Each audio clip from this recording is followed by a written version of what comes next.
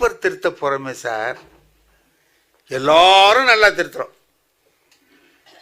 ஒருத்தன் தப்பாக செய்கிறான், கடமையில் தவறுகிற போது கூட இந்த நகைச்சுவை உண்டாகுது இல்லையா?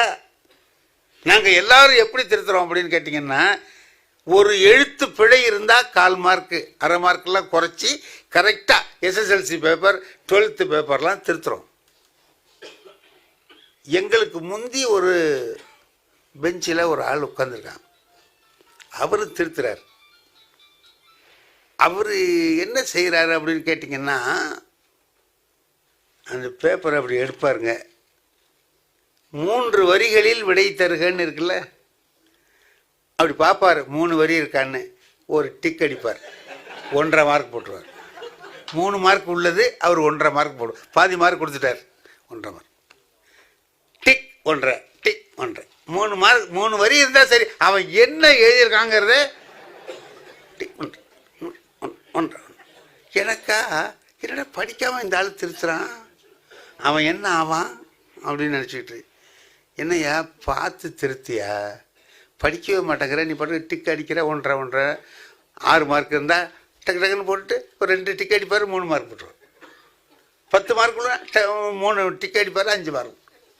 என்னையா இப்படி போடுற, கவனித்து படித்து, உன் பேப்பரை நீ திருத்தியா, நான் திருத்துறத நீ ஏன் பார்க்குற, பாபா வேலையை பாரு. இதே மாதிரி போடுவான், ரொம்ப கரெக்டாக போடுவான். எங்களுக்கெல்லாம் இந்த பேஜ் வாரு கொஸ்டின் வாருலாம் போடும்போது வித்தியாசம் வரும், டேலி பண்ணுறதுக்கு கஷ்டப்படும். அவனுக்கு அது ஒன்றுமே இல்லை, கரெக்டாக போடுவான், க்ளீனாக அடித்து கொண்டு போய் எல்லோரும் 2 மணி நேரம் ஆச்சு, 15 பேப்பர் திருத்த 2 மணி நேரம் ஆச்சுன்னா அவன் ஒரு 3/4 மணி நேரத்தில் கொண்டு கொடுத்துருவான்.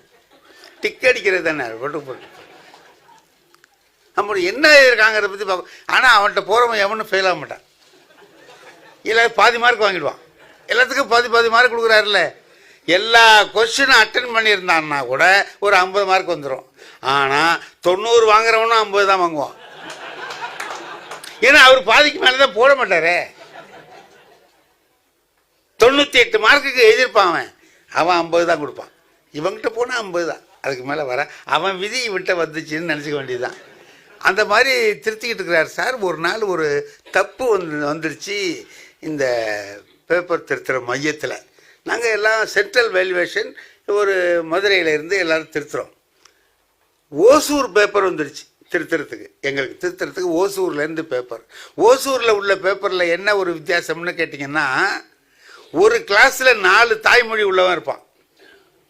தமிழ் இருப்பான், கன்னடம் இருப்பான், மலையாளம் இருப்பான், எல்லாம் இருப்பான். கலந்து இருக்கிறானா அந்த பேட்டர்ன் மட்டும் ஒரே மாதிரி இருக்கும். 3 வரினா 3 வரி இருக்கும், மலையாள பேப்பர் இருக்கும், தெலுங்கு பேப்பர் இருக்கும், கன்னட பேப்பர் எல்லாமே இருக்கும். இதில் மாறி போயிடுச்சு. தமிழ் கவருக்குள்ளே தெலுங்கு பேப்பர் வச்சுட்டான், தெலுங்கு பேப்பரில் தமிழ் பேப்பரை வச்சுட்டான்.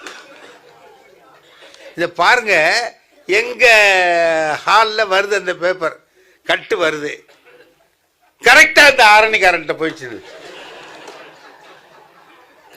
Telugu paper, Tamil cover, Tamil cover உள்ளே இருக்கிறது தெலுங்கு பேப்பர். இவர் அப்படி கட் பண்ணிவிட்டு பேப்பரை எண்ணுவார். கரெக்டாக 15 பேப்பர் இருக்கான்னு எண்ணி பார்ப்பார்.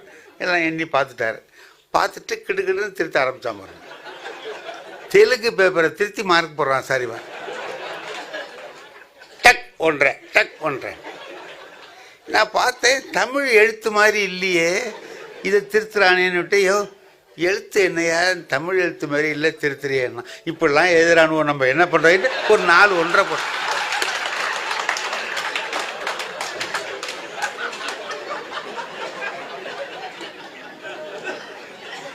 இப்படிலாம் எழுதுறானுவோம், நம்ம என்ன பண்ணுறதுங்கிறதுக்குள்ளே 4 டிக் அடிச்சுட்டான் சார். 4 டிக் அடிச்சு போடுறான், அவன் மட்டும் திருத்துறான். நல்லா கவனியா, தமிழ் எழுத்து உனக்கு நல்லா எழுதுறவன் பேப்பராக வருது, நீ கவலை இல்லாமல் திருத்துற. எனக்கு இந்த மாதிரி தமிழ் மாதிரி எழுதியிருக்கான பற்றியாவன், எழுத்த பாரு தமிழ் மாதிரி இருக்கா, இதெல்லாம் நம்ம திருத்த வேண்டியதாக இருக்குது, தலைவிதிட்டு போட்டோம். 3 பேப்பர் திருத்திட்டான் சார். எங்களுக்கெல்லாம் கேம்ப் ஆஃபீஸர் பெரியவர், டிஓ சிஓ ரேங்கில் உள்ளவர், ஒரு ஹால்லையாக போய் சொல்லிட்டு வர்றார், இந்த மாதிரி தெலுங்கு பேப்பர்காரவங்களுக்கு தமிழ் போயிருக்கு, அதுமாரி தமிழ் பேப்பர்காரவங்களுக்கு தெலுங்கு வந்திருக்கும். மாறி வந்ததை அவங்க கொண்டாந்து கொடுத்துட்டாங்க. இங்கேருந்து இந்த பேப்பர் இன்னும் வரல, யார்கிட்ட இருக்குது தெலுங்கு பேப்பர் அப்படின்னு கேட்குறாரு. யாராவது லீவ் போட்டிருக்கவங்ககிட்ட கவருக்குள்ளே இருக்கா, எடுத்து பார்க்கணும், பாருங்க கொள்ளுங்கன்னு சொல்கிறார். இவன் அப்பவும் அதை பற்றி கவலைப்படல, அவன் போட்டுக்க டிக்குன்னு அடிக்கிறான். அவர் சொல்லிட்டு போனோன்னே என்கிட்ட சொல்கிறான், நான் என்னமோ சரியாக திருத்துறேன்னு சொல்கிறியே, தெலுங்கு பேப்பரை எவ்வளோ திருத்திட்டு இருக்கான் அப்படின்னு சொல்லிட்டு இவன் போடுறான். அடிச்சிட்டான் சார், அடிச்சிட்டான். இதுக்கிடையில் எங்கள் சீஃப் எக்ஸாமினர், எங்கள் 10 பேருக்கு ஒரு சீஃப் இருப்பார், அவர் சுற்றிக்கிட்டு வந்தவர் பார்த்துட்டார்.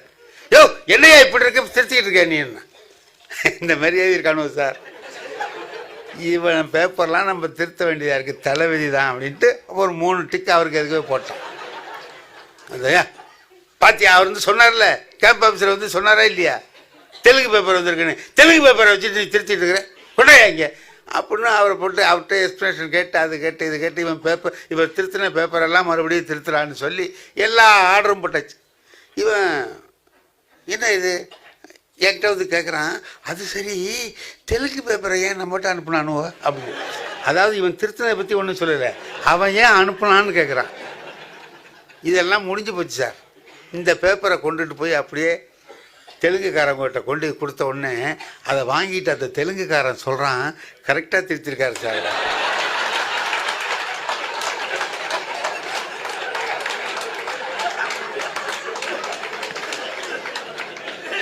அப்போ அவன் எப்படி திருத்திருப்பான்?